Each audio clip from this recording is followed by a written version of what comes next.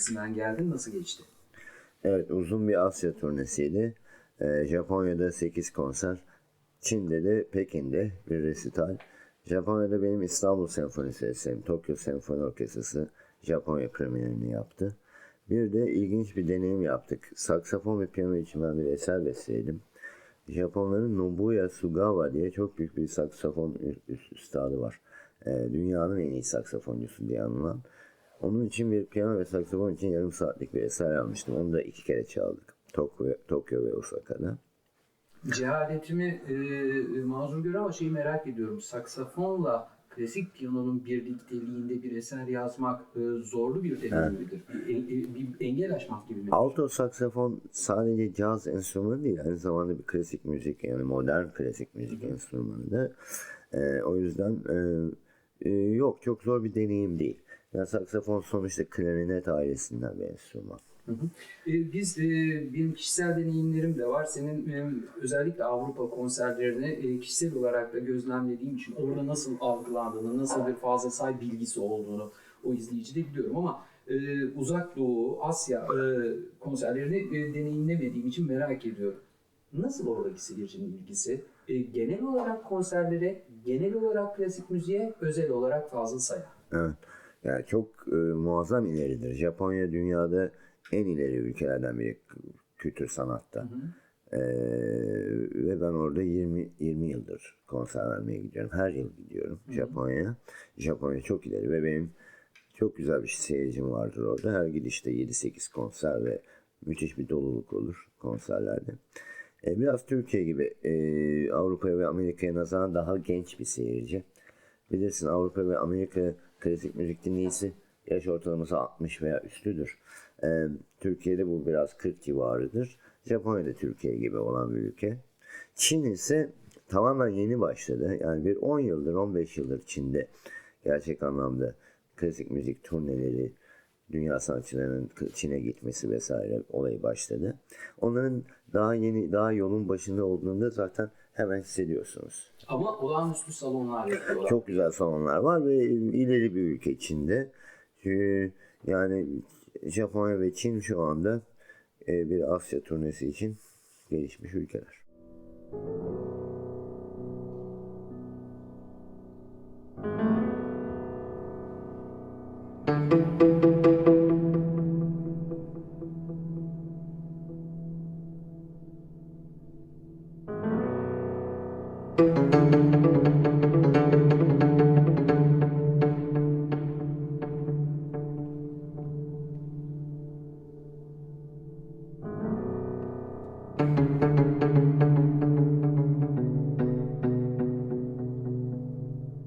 Sonrasında nasıl bir turne programı var 2014'ün sonuna kadar? Şimdi Kasım ayında St. Petersburg'da, Rusya'da bir konser var. Hamburg'da var. Zürih'te var. Bunların hepsi resital. Belçika Ulusal Orkestrası bana Birinci Dünya Savaşı konulu bir eser sipariş etti. Bu şöyle bir şey. Bir sezon boyunca Birinci Dünya Savaşı'na katılmış ülkelerden, İngiltere, Fransa, Almanya, Türkiye, Rusya gibi her ülkeden bir besteciye kısa bir orkestra eseri sipariş ettiler. Benimkisinin çalınış tarihleri 21 Kasım ve 23 Kasım. Eserin ismi de 1914. Birinci Dünya Savaşı trajedisine 100. yılında bir anma eseri. Benim konum şöyle, benim dedem İstanbul Erkek Lisesi müdürüydü. Babam da orada liseyi okuduğu için herkes bizim ailede o olayı çok iyi anar. Birinci Dünya Savaşı'na İstanbul Erkek Lisesi'nin bütün öğrencileri, 16 yaş grubu, 15, 16, 17 yaş grubu hepsi gider ve hiçbiri geri dönmüyor. Hepsini kaybediyoruz orada. Onlar için bir ağıt niteliğinde bir 9-10 dakikalık bir eser benimkinin konusu. 1914'te Birinci Dünya Savaşı'yla Sivas'la, Metin Altıok'la, Sait Faik'le, Doğu'yla, Batı'yla her şeyle sen uğraşıyorsun. Bu biraz aslında omuzlarında ağır bir yük oluşturmuyor mu? Yok, hayır, ben yapmam gerekenleri yapıyorum. İyi yönlendirenlerle, beni iyi yönlendiren kurumlarla dünyanın her yerinde çalışıyorum zaten. E, 1914 eserini ayrıca İstanbul'da da Aralık ayında çalınacak ilk kez. Naci Özgüç Şişli Senfoni Orkestrası ile çalacak. Bu arada da bu Cypress Side CD'sinin ilk konserleri yine Kasım ayında Türkiye'de başlıyor. Enka Kültür Sanat. Zaten bu CD'nin yapımına da destek olmuşlardı Enka Vakfı. 10 Kasım ve 11 Kasım'da Cypress Side CD'sinin en son CD'min Türkiye konserleri Enka'da başlıyor.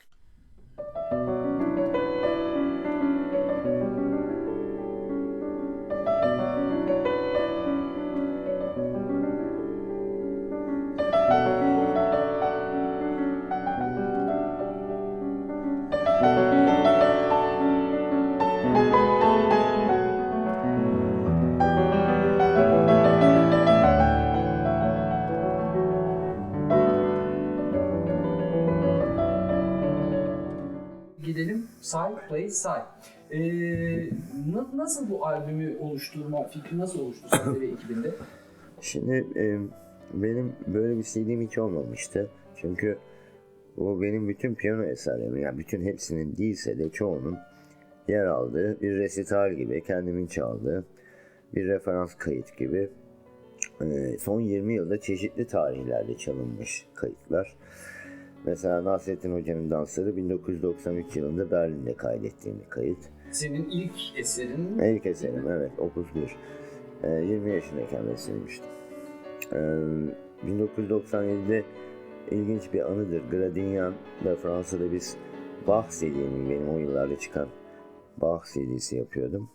Bir akşam biraz böyle hadi değişik bir şeyler yapalım diye Gülnihal parçamı kayıtta çalmıştım. Ve o bir arşiv kayıt olarak bizde duruyordu. Onu da koyduk buraya. Dede Efendi'nin ünlü yine bir Gülnihal şarkısının yeni bir Gülnihal olarak caz varyasyonları. Beni dinleyen sanatseverlerin yakından bildiği bazı başka eserlerim var. Kara Toprak var bu CD'de. Nazım, Ses, Kumru, Bodrum, Alaturka Caz. Bunlar bu CD'de yer alan parçalar. Hepsini üst üste dinleyince çeşitli zamanlarda dağınık bir şekilde dinledin. Onu orada çaldın, bunu burada dinledin, ama hepsini bu CD'de üst üste dinleyince neler hissettin? Çünkü 1900'de Opus 1'den geliyor, düşün. Tabii. Yani biz zaten bu CD'nin, yani bu balatları, Kara Toprağı, Ses, Nazım baladını falan İzmir'deki Adnan Saygun Sanat Merkezi'nde ben 2012 yılında kendim için bir kaydetmiştim. Oradan aldığımız kayıtlar var. Bir de dediğim gibi bazı arşiv kayıtları koyduk. Yani benim kendi çalışım, kendi bestelerim çalışım budur. Bu eserlerin çoğu tabii dünyada ve Türkiye'de de dünyada da başka icracılar tarafından da fevkalade çalınıyor.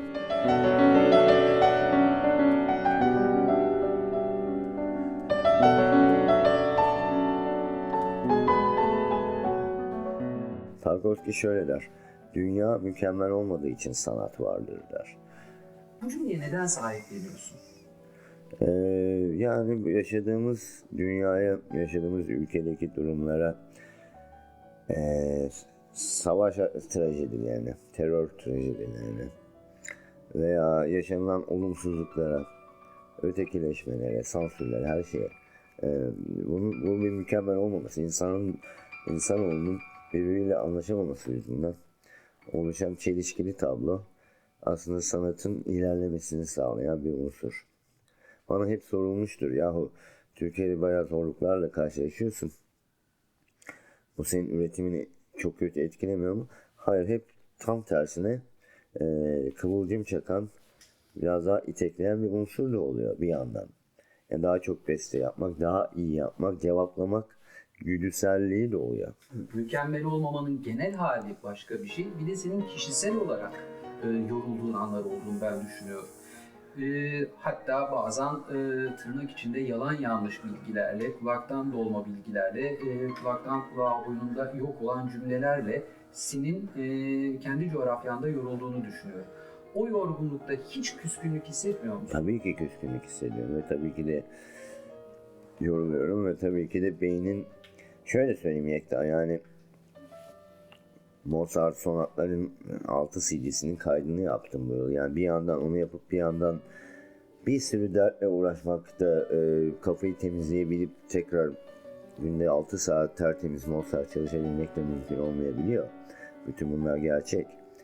Ama sonuçta bu dönemde yaşıyoruz, bu coğrafyada. Durum bu.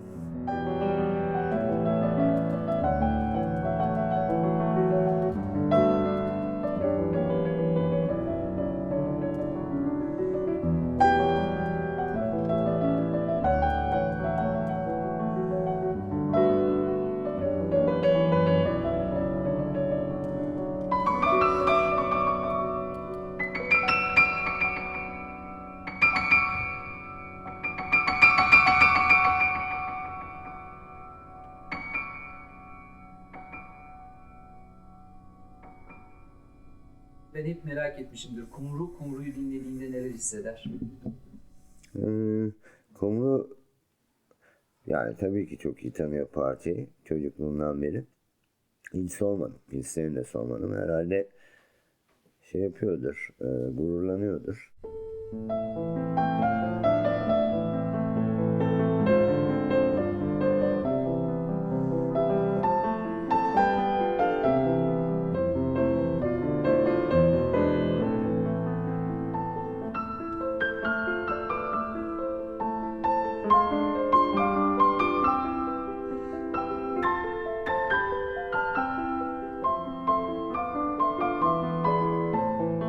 Kumru'nun dinlediği müzik, Kumru 14 yaşında bir genç kız, genç hanım oldu artık. Çok güzel ata biniyor biliyorsun, Türkiye şampiyonu falan oldu. Kumru'nun şu anda dinlediği müzik kendi yaşıtlarıyla beraber farklı müzikler falan, hip hop falan dinliyor o kızlar tabii. Sen de dinliyor musun onlardan? Vallahi kızım ne yaparsa tamamdır benim için. Ay seni hip hop dinlerken düşünme koşuna gitti diye. Kumru'yla beraber. Peki Yani- sen de Kumru'yla çok gururlanıyorsun. Gidiyor musun onun müsabakalarını izliyor musun? Tabii. Heyecanlanıyor Yani- musun? Ya biliyorsun Yekta, anne baba olarak çocuğun attan düşmesin yeter. Yani birinci olmuş olmamış mühim değil. Ata binmek tehlikeli bir şey, yani engel şeyi, Evet. parkur olayı. O olmadan düşmeden etmeden kalkmadan yapıyorsa ve üstüne hızlı yapıyorsa tabii mükemmel. Peki çok kişisel değilse yine Kumru'dan devam ederek biraz önceki konuya gelmek istiyorum. Bütün bu Fazıl Say'ın isminin üstündeki o kişisel kara bulutlar onu da etkiliyor mu acaba? Etkileyecek yaşlara geldi diye düşünüyorum. Çünkü Kumru artık gazetede okuyor. İnternette her şeyi de takip ediyor. Google'a Fazıl Say yazınca önüne çıkanları da o da görüyor. Yani bilmiyor değil olayları. Özellikle 2014 yılında benim başıma gelen Antalya Festivali, Borusan iptalleri, Kültür Bakanlığı Ankara'da eserleri kaldırması falan hepsini biliyor. Tabii ki biliyor. Ya konulara karışıp ciddi bir laf edebilecek bir yaş mı 14? Ben kimseyi zorlamıyorum. Yani Kumru'yu hiçbir konuda zorlamadım. Hiçbir inanç veya siyasi konuda da zorlamadım. Nasıl yetişiyorsa öyle yetişir. Konulara karışmak değil ama şeyi söylemek istedim. Yani kendi içinde fırtınalar hissetmek için ciddi bir yaş 14. Evet. Tabii yani Kumru şöyle bir baba olarak her konuda 14 yaşında bir kızın olduğunu kalküle ederek davranmak zorundasındır. Doğru.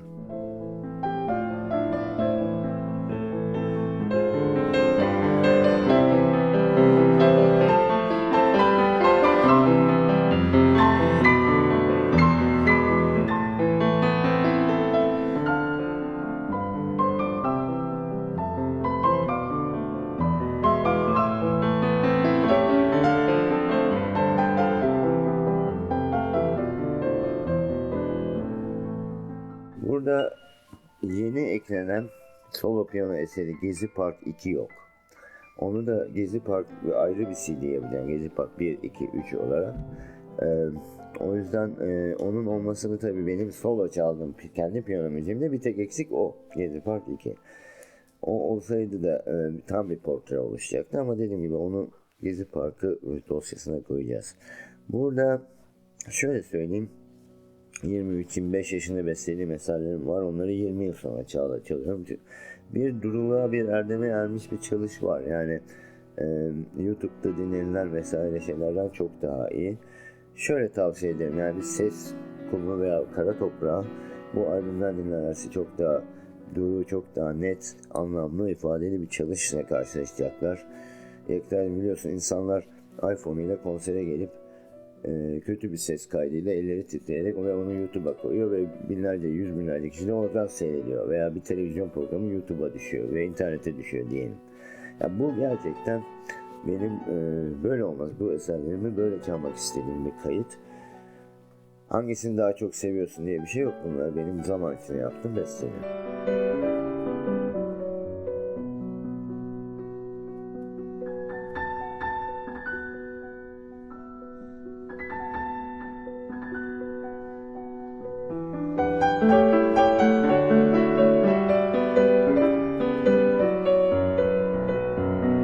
Çok iyi sattı Serenat'la yaptığınız iş. Bir sürü insan yani olmaz kardeşim bu da dinlenmez artık hani işte biz bambaşka şeyler dinliyoruz bu coğrafyada derken bildiğin satış rakamları yakaladı. Yani öyle ilgi falan değil. Yani 5 ay boyunca Türkiye'nin pop listesinde bile bir numarada kaldığı ilk şarkılar. Yılın en çok satan albümlerinden bir, belki de en çok satan öyle. Var mı orada yeni bir şey düşünüyor musun? Tabii ilk şarkının ikincisini yapacağım. Yine Serenat'la mı? Evet, evet. Yeni bestelerle yapacağım yalnız. Eskileri tekrar kaldırmacı değil de mesela Nazım Hikmet Akrep gibisin. Ya, yeniden bestelemeyi düşünüyorum. Turgut Uyar Göğe Bakma Durağı var. Gerçekten. Evet var. Bir Cemal Süreya, bir Can Yücel daha. Mümkünse ikinci yeniden bir daha bir şeyler. İkinci yeniden biraz daha bugüne geldiğin besteler olacak mı? Onu da merak ediyorum bugünün şiirini. Haydar Ergülen'den yapmak istediğim bir Kediye Gazel var. Esprili bir şiirdir. Değerli bir şair. Yaşayan şairlerimizi soruyorsan onu da yapmak istiyorum. Koymak istiyorum albüme. Kaygısız Aptal koymak istiyorum. Mesela biliyorsun ilk şarkılarda öyle eski şairlere atıflar vardır. Pir Sultan Abdal, Muhyiddin Abdal. Bu seferkinde Kaygısız Aptal olsun istiyorum. Dediğim gibi yani projelendirilecek, kayıt edilecek. Yani 2015'te çıkacağını düşünüyorum. İlk şarkılar 2'nin. İlk şarkılar 2 geliyor. Onun haricinde bir Gezi Park dosyası Geliyor. Said Faik'i videoya çekmiştik. O çıkacak. Onun videosu çıkacak. Mozart'ın 6 CD'lik bütün eserleri, bütün sonatları kaydedildi. O çıkacak. Başka yeni haber var mı? Bu kadarı zaten 10 yıllık bir iş aslında bir yıla sığdırmaya çalışacağız biz. Said Faik'i tabii bir konseri olursa şimdi Borusan konserleri iptal olunca benim Said Faik'i yapmam için gerçekten destekte bulmam lazım. Onların olması tarihinde DVD'si de çıkacaktır. İşin bu kısmına girmiyorum. Borusan konserleri iptal oldu. Antalya şöyle oldu. Cumhurbaşkanlığı senfoniden böyle bir bilgi geldi kısımlarına girmiyorum. Ama girmiyorum dememle bu söyleşiyi seyredenler ne demek istediğimi anlamışlardır. Bizim seninle her söyleşimizin olmazsa olmazıyla bambaşka bir dünyaya giderek noktalayalım. Çok samimi bir şekilde burayı kullanır mıyız, kullanmaz mıyız bilmiyorum ama sormazsam olmaz. Nasıl gidiyor Fenerbahçe? Hiç takip edemedim. Şu an kaçıncı olduğunu da bilmiyorum. 6 haftadır Türkiye'de değildim ben. Hiçbir sonucu bilmiyorum son 6 haftada. Takip edemedim yani. Nasıl gidiyor ben sana sorayım. İyi değil. Fazla çok teşekkür Ben ediyoruz. teşekkür ederim. Yeni haberleri bizimle paylaştığın için ayrıca teşekkür ediyoruz.